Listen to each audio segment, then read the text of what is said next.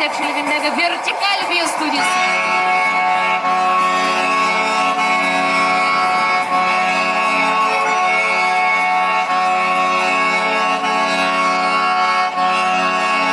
За окнами весенний лес летит.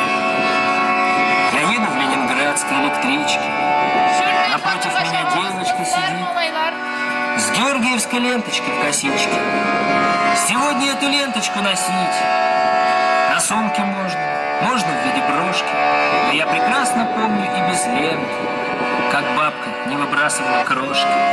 Как много лишнего мы слышим в Дни Побед.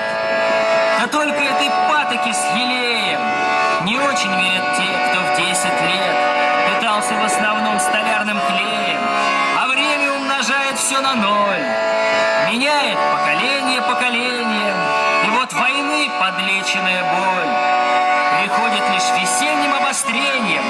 Я еду в поезде, смотрю на все подряд в окно, на девочку с прекрасными глазами,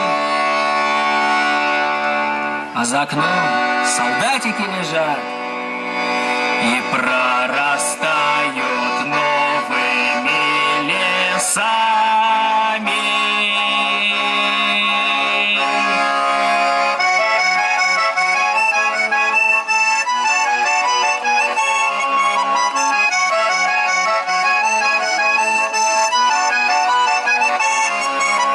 Проезжаю я зловещие места, там, где человек — главное богатство, недр, где еще с войны бойцы лежат по трое на 1 квадратный метр. Там везде шаги, там голоса, чудные огонечки по болотам, тени по ночам тебе поют, как будто просят и хотят чего-то. Откопай меня, браток, я Вершинин Саня, 5-й минометный полк, сам я из Рязани. Много ты в кино видал о солдатах версий, сейчас послушаешь мою, эх, будет интересней.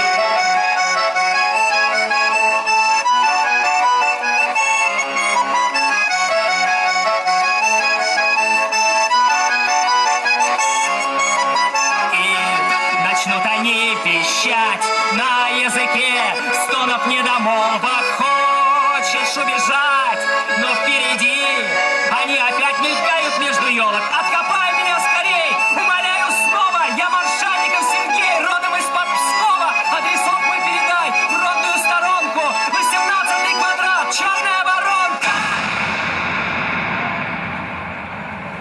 Расчудесный уголок, не леса, а сказка.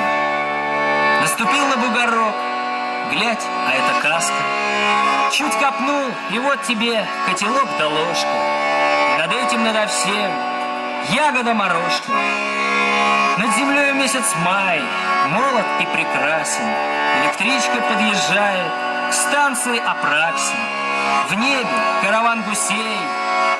Скоро будет лето. Девочка в своей косе поправляет ленту.